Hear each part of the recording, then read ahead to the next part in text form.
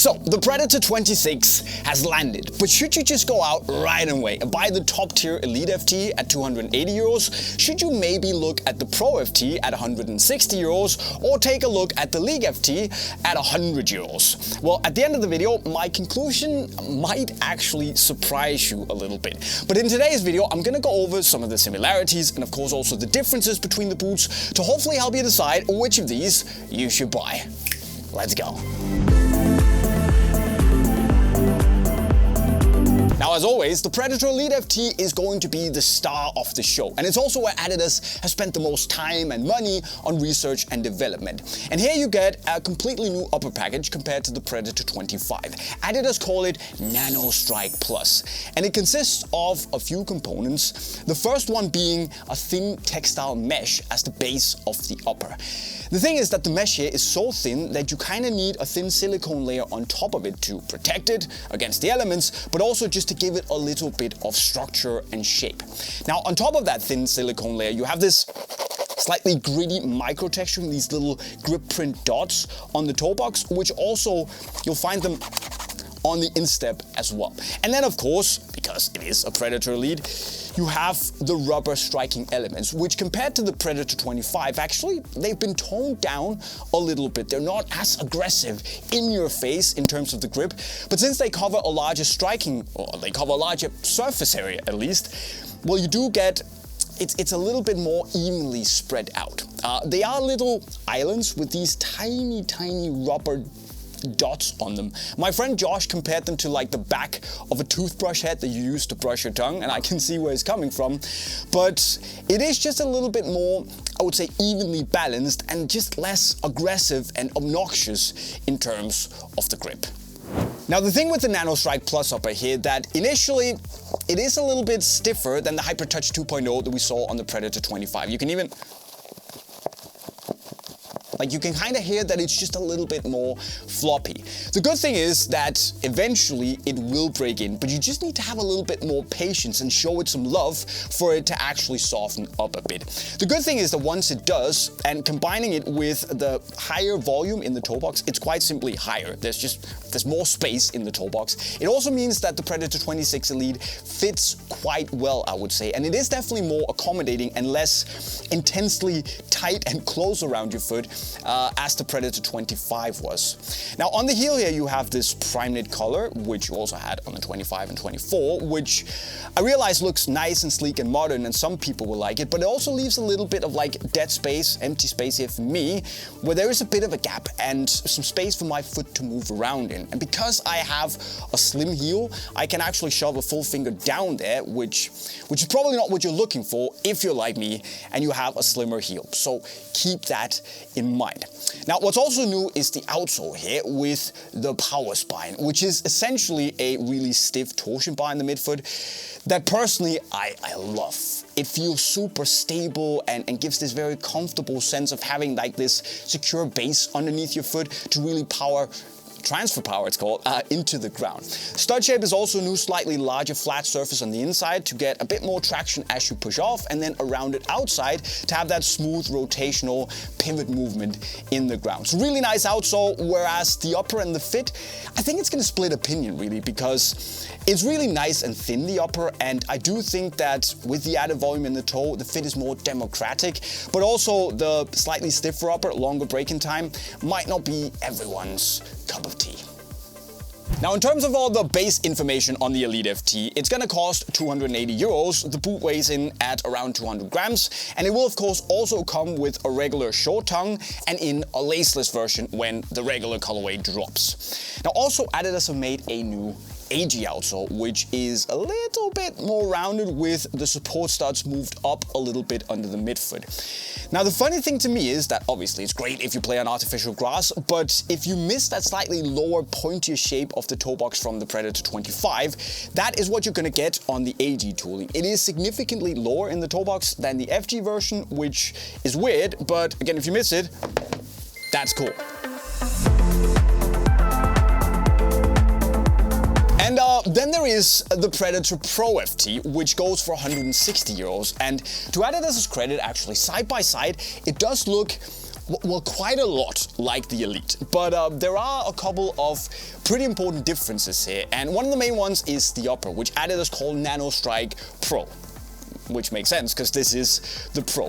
The thing is that it's actually still a thin textile mesh, but in my experience, out of the box, it was just significantly softer than what you get on the Elite. And it also seems to like get to a point of softness where I'm really feeling like it just molds around my foot a lot quicker than the Elite did.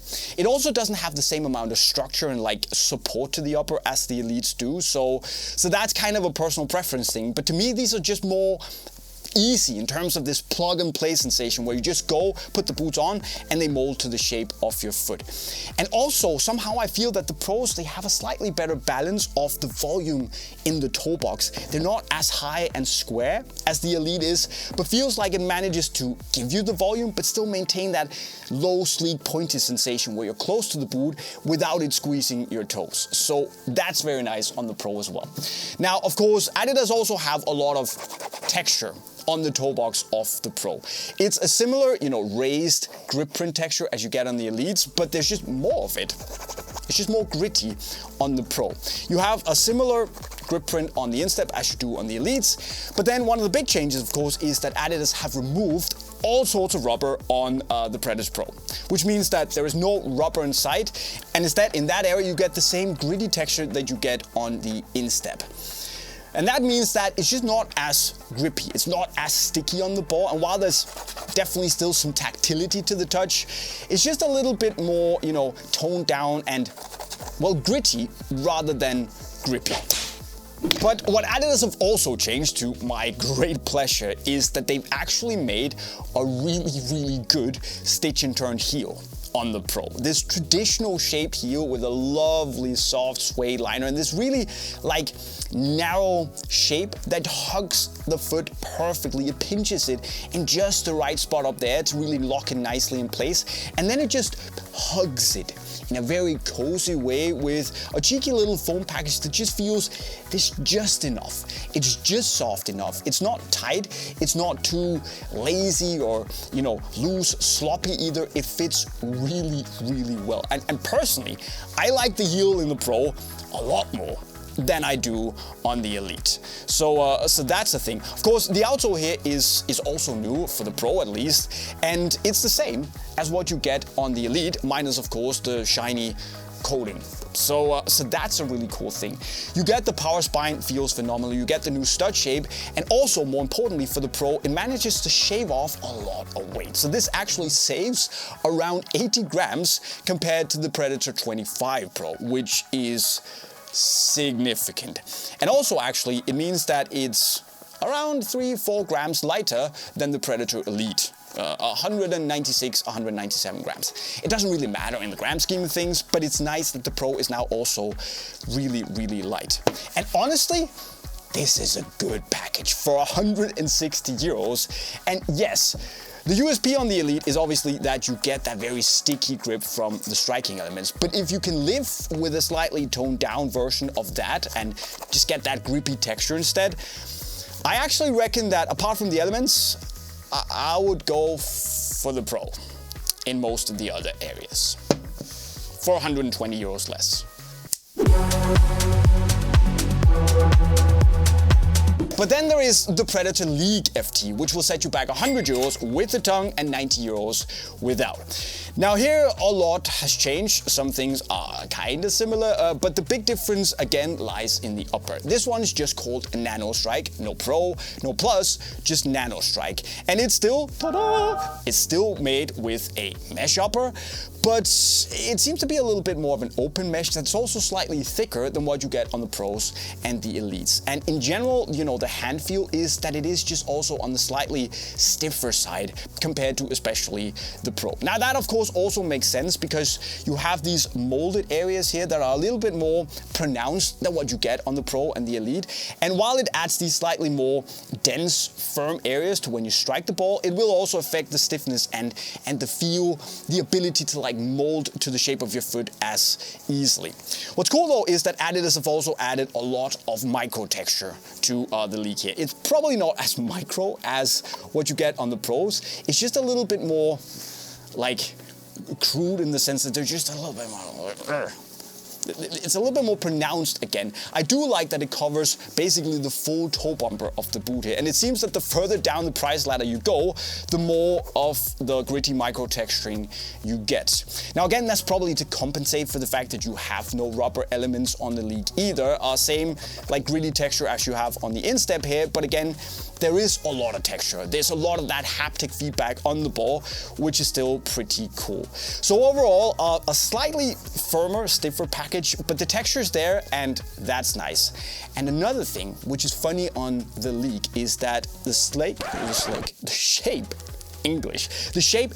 is just super low and pointy, very sleek and not really that much in line with what you get on the Elite.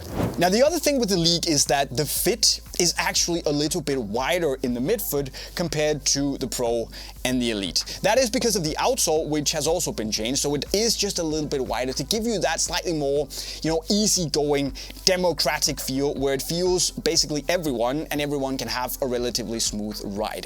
The thing with the outsole is also that adidas have changed up the power spine. They still have this, little piece of plastic that says power spine, but it's just nowhere near as stiff as what you get in the Predator Elite and the Predator Pro. So, I mean, cool, but it doesn't really do all that much. But hey, stud shape and configuration is cool, so that's nice, and it's pretty light too. I can live with that. What's also good is that the tongue is actually there. It's a little bit thicker than what you get on the Elite, obviously. And while the suede is there, it's not as nice, but it's there and it fits really well and go nicely down around the side of the foot, which for a League price point is actually relatively solid. What I also really like with the League is the fact that you have a stitch and turn heel here as well. It does also have a suede liner. It's not as soft or as plush as what you get on the Pro, and the heel isn't as tight fitting. So for me, the fit in the Pro is definitely better, but if you have a slightly wider heel or just more volume in the midfoot in general, I reckon that the League is going to give you a relatively good fit if you can live with the lower, more pointy toe box.